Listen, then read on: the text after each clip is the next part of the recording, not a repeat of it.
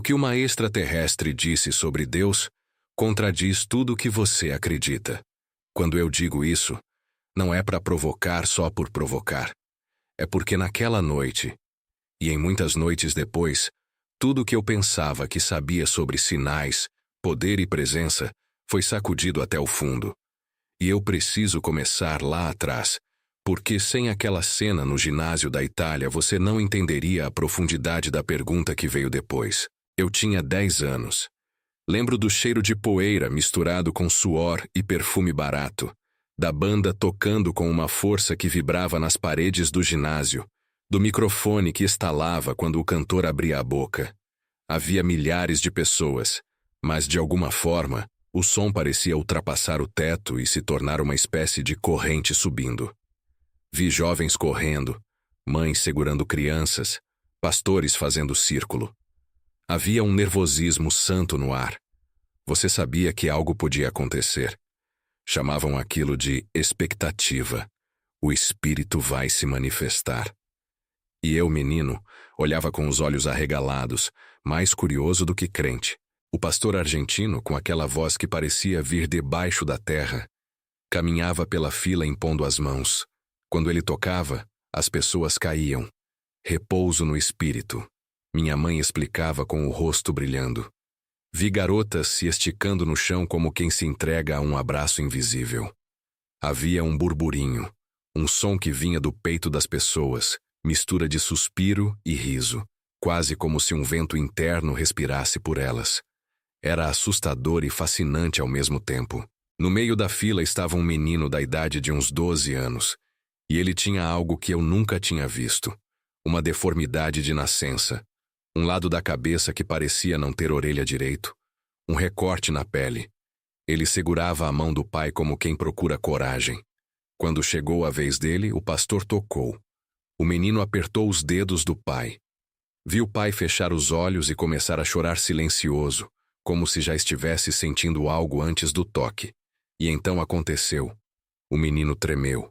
Um tremor que vinha da nuca, subiu pela face e percorreu o corpo inteiro. A pele ao redor do ouvido, que antes era quase lisa, começou a mudar de cor. Ficou vermelha. As veias saltaram. Parecia que algo nascia ali. Não sei explicar o que é ver uma orelha nascer diante dos seus olhos. É grotesco e santo ao mesmo tempo. A pele pareceu se moldar, dobrar, formar aquilo que faltava.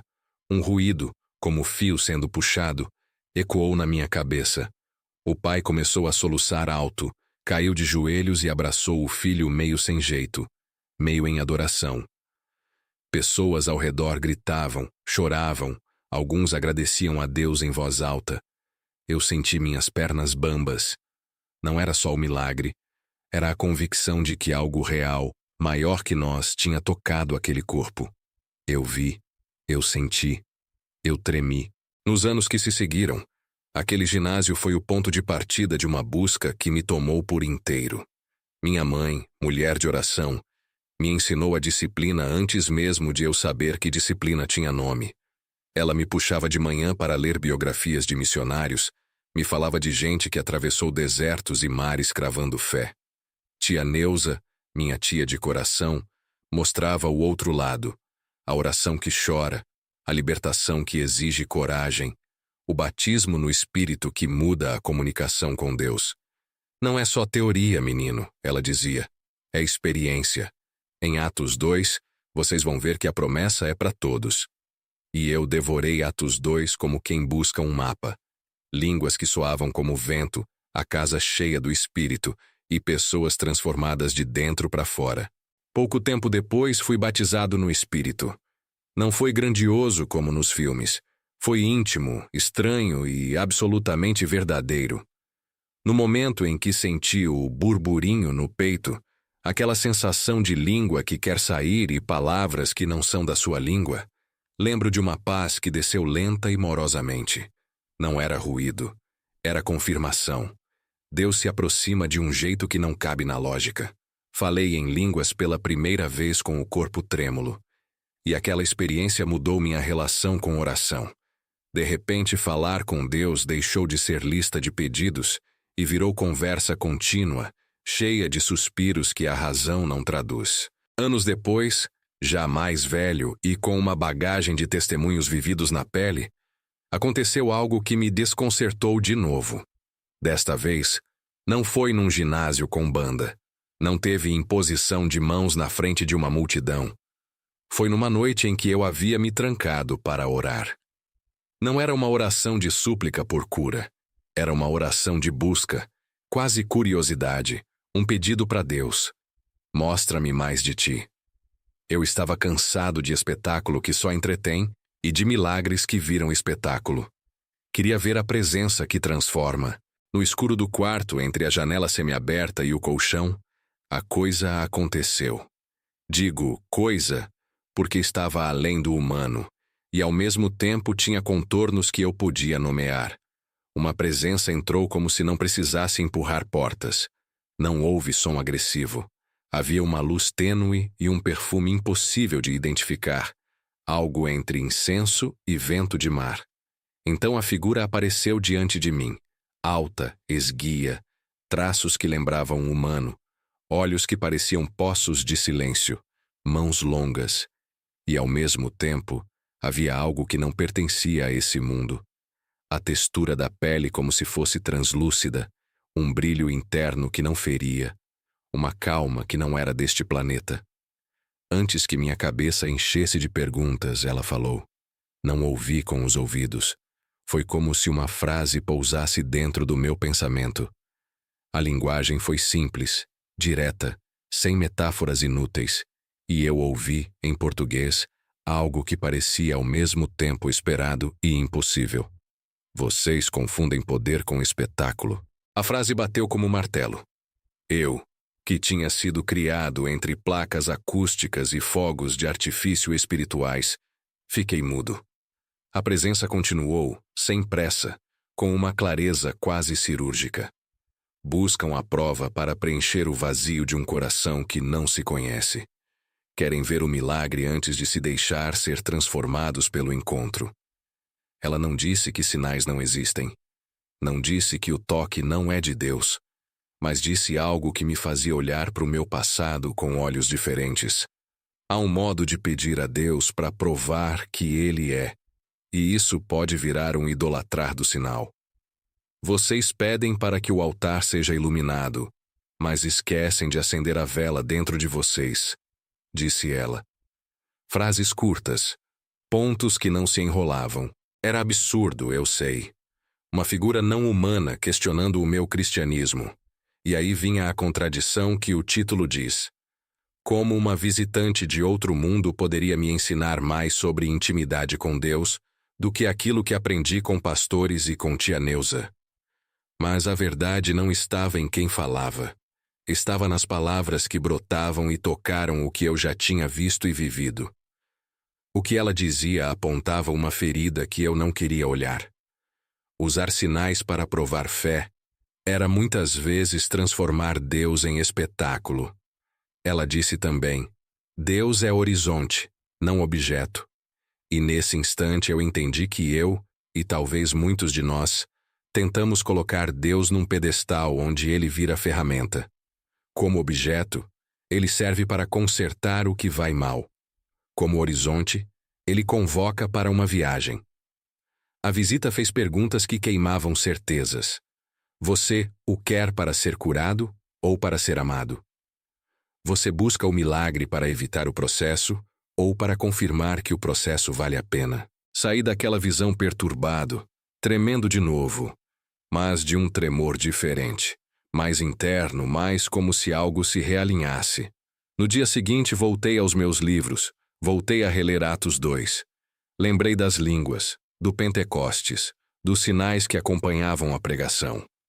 A Escritura mostra que o Espírito se manifesta com poder. Pedro pregou, muitos creram, milagres ocorreram. A Bíblia não nega que Deus faz coisas grandiosas que confirmam e salvam. Mas aquilo que a visitante disse se encaixava com aquilo que eu já via nos relatos bíblicos. Os sinais são confirmadores, não substitutos. Os sinais autenticam a palavra, mas não substituem o desenvolvimento interior. Passei dias em luta. Lembrava do menino cuja orelha nasceu no ginásio e da alegria do pai, e sabia que aquilo era real. Mas também entendia que se minha busca por Deus se reduzisse a procurar o próximo espetáculo, eu estaria numa estrada perigosa. É fácil confundir. É tão humano pedir a Deus que prove o seu amor por meio do extraordinário, porque assim nós nos sentimos seguros. Mas segurança baseada em espetáculo é frágil. O que sustenta é intimidade com o Espírito, prática de oração, jejum moderado quando for preciso, estudo das Escrituras, uma vida de serviço para com os outros. Tia Neuza me dizia: a língua que você fala em oração é para você, não para a plateia. E aquilo que a visitante falou fez sentido nesse marco. Prática espiritual como intimidade, não como instrumento de performance. As curas que vi foram sinais do amor de Deus, não selos de aprovação para quem faz certo. E isso muda a postura. Em vez de ficar perguntando, quando será meu milagre, passei a perguntar, onde Deus está me moldando agora? Em vez de pedir espetáculo, comecei a pedir sensibilidade. Faz-me ver como servir, Senhor. Não quer dizer que eu me tornei cético. Pelo contrário, a fé se aprofundou, porque há uma dignidade no encontro que não depende de aplauso. Pense em Atos. O Espírito veio com sinais, sim, mas aqueles sinais resultaram em comunidade, em partilha, em transformação social. O milagre que interessa não é apenas curar o ouvido, é restaurar a pessoa no seu lugar, é reinserir, é dar dignidade. A visitante me lembrou disso. O fim do sinal não é o espanto, é a vida que brota depois. A visão também me ensinou algo sobre humildade diante do mistério. Não tenho respostas para tudo. Não sei explicar por que Deus permite fenômenos espetaculares para alguns e silêncio para outros. Sei, porém, que a Escritura nos orienta a buscar o Espírito com pureza de coração e a testemunhar com responsabilidade. Não tenho a pretensão de dar fórmulas. O que tenho é um chamado.